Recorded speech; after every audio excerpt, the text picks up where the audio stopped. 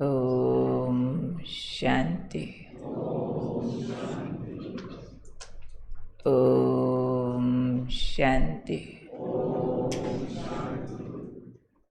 आज का स्वमान। मैं राज युक्त आत्मा हूँ। कुछ ऐसे राज हैं जिनको जो आत्माएं जान लेती हैं वो बहुत महिमा के योग्य बन जाती हैं और ईश्वरीय कमाई कर लेती हैं, क्योंकि ईश्वरीय कमाई की गति बहुत गुह्य है और सच्ची महिमा पाने की गति भी बहुत गुह्य है। जिनकी भगवान महिमा करे, जिनकी दिल से ईश्वरीय परिवार दिल से महिमा करे, इसकी गति बहुत गुह्य है। नहीं तो बहुत सारा इल्यूजन भी हो जाता है, वहम भी हो जाता है कि मेरी बहुत कमाई हो रही है और डब्बा खाली होता है। तो उस वहम से बचने के लिए आज बाबा कुछ सत्य राज खोल रहे हैं। जो बच्चे इन राजों को जानते हैं वो बहुत कमाई करते हैं और बहुत महिमा के पात्र बन जाते हैं। आज बाबा ने ऐसे प्रवृत्ति वाले बच्चों को याद किया जो रहते हैं परिवारों में और प्रवृत्ति का कार्य भी करते हैं, दूसरे लौकिक कार्य भी करते हैं, संबंध संपर्क भी निभाते हैं, पर बुद्धि बहुत विशाल रखते हैं। विशाल बुद्धि से सबको संतुष्ट करेंगे। लौकिक कार्य जो भी कर रहे हैं, संबंध संपर्क प्रवृत्ति, सबको संतुष्ट करते हुए भी ईश्वरीय कमाई के राजों को जानते हुए विशेष अपने सब खजानों से हिस्सा निकालते रहेंगे। किसी को नाराज भी नहीं करेंगे, लौकिक में निभाएंगे भी ठीक, पर बुद्धि बहुत विशाल रखेंगे। बुद्धि विशाल रखते हुए बाबा ने कहा क्या करेंगे? 3 निशानियां उनके अंदर खास होंगी, जिसके कारण से वो लौकिक को भी संतुष्ट कर ले में और ईश्वरीय कमाई के राज को जानते हुए अपने समय का, अपनी सारी शक्तियाँ, सारे खजानों का और स्थूल धन का हिस्सा बड़े दिल से बाबा के कार्य में निकाल सके। वो बच्चे स्थूल लौकिक कार्यों में इकोनॉमी करेंगे, निशानी है उनकी। लौकिक खर्चों में करेंगे इकोनॉमी और ईश्वरीय कार्य में लगाएंगे फ्राक दिल से। क्या क्या?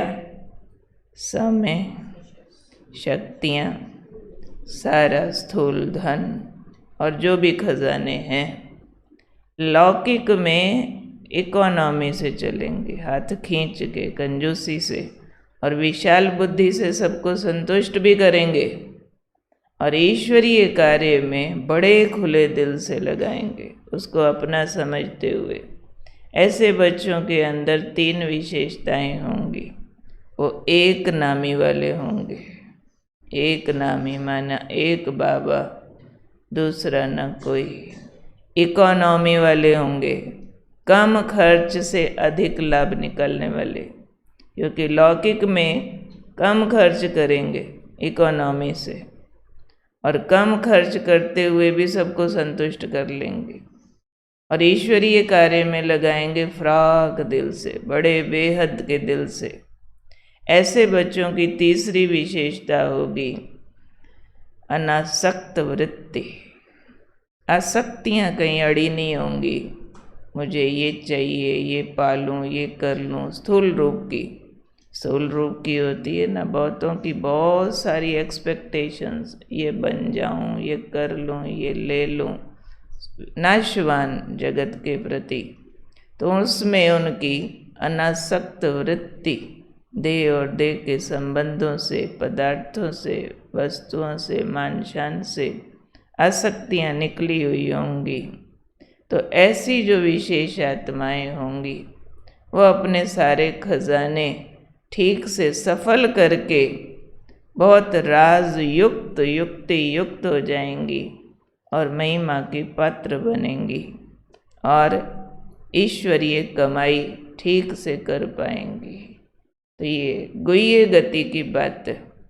नहीं तो हमें लगता है हमने इतना उतना कर लिया बस, और बाहर से अगर महिमा मिल गई, 4-6 लोगों ने कह दिया आपने तो कमाल कर दिया, हमें लगता है कि हाँ मैंने ही कमाल किया और राजा मैं नहीं बनना।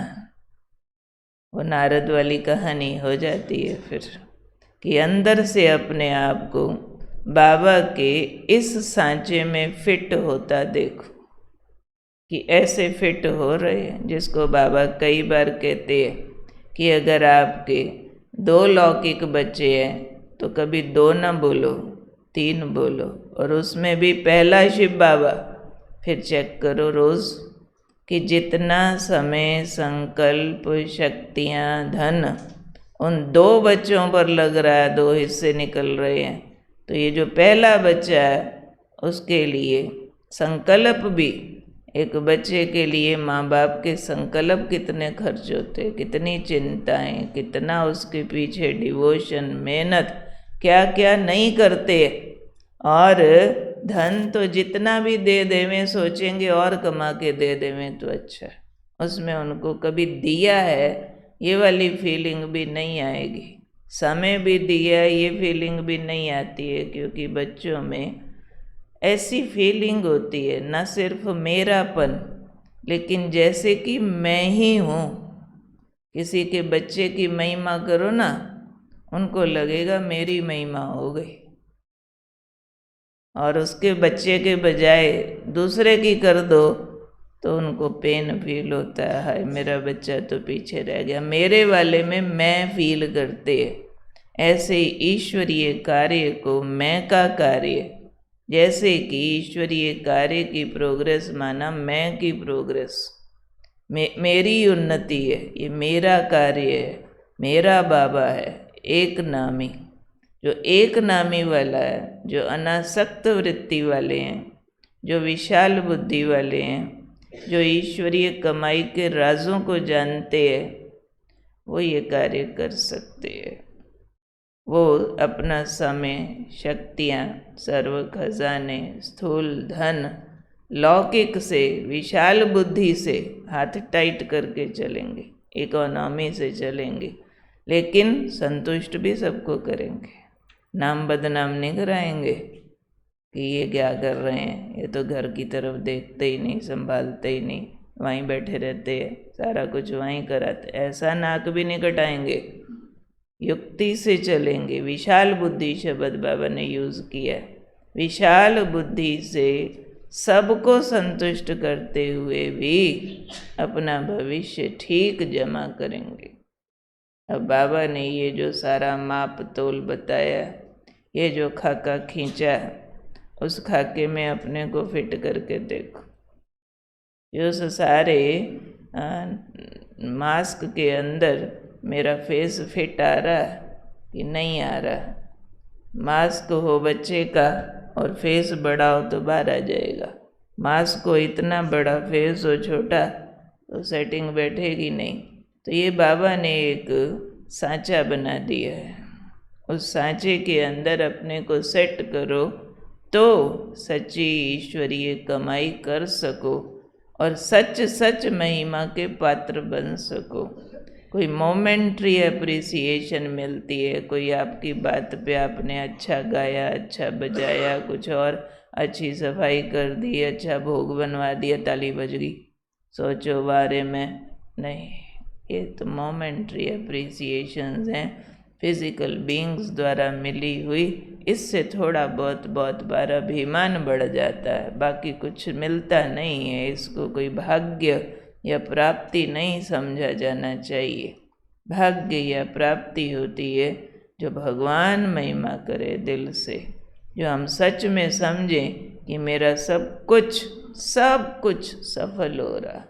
जैसे ब्रह्मा बाबा का बताया कल भी अव्यक्त इशारे में, शुरू से लेके सारे खजाने सफल किए। एक सेकंड भी कब वेस्ट नहीं किया, एक संकल्प भी बाबा का इधर से उधर कब गया नहीं। तो हमें एक नामी होके इकोनॉमी का अवतार बनना है। उसके लिए चाहिए अनासक्त वृत्ति।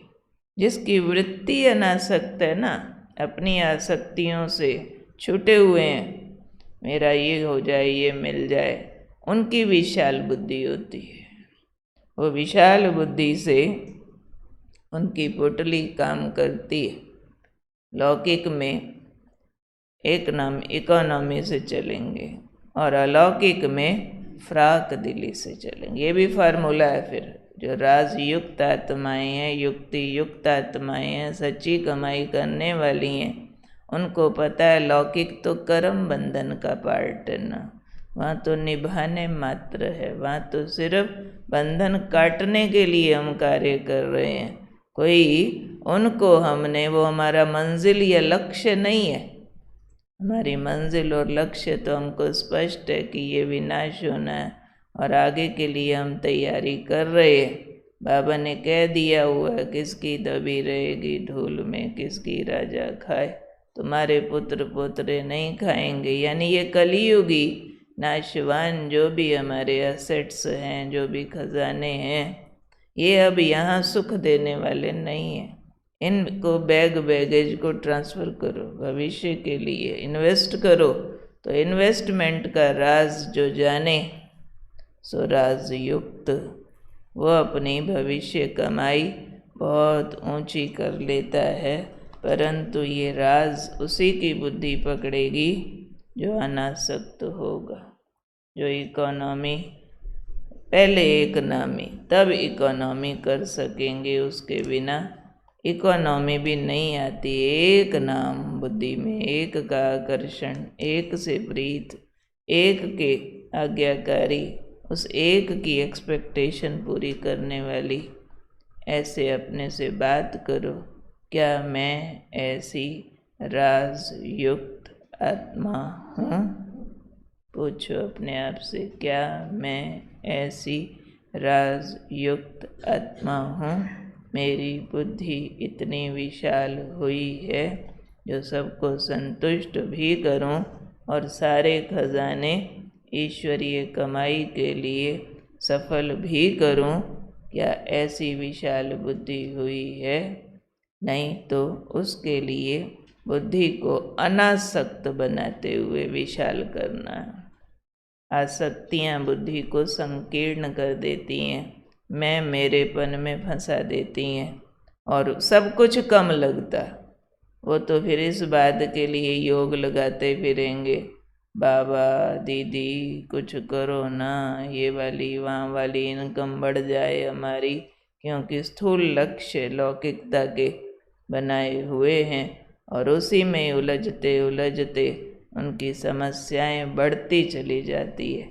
लेकिन जो अनासक्त वृत्ति वाले होते हैं, अपनी इच्छाएं समेट लेते हैं, उनके सब काम भगवान करता है।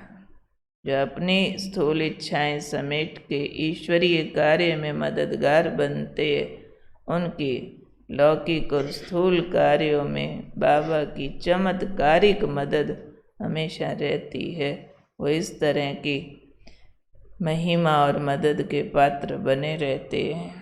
ठीक है, क्लियर होती है बात, राजों वाली बात।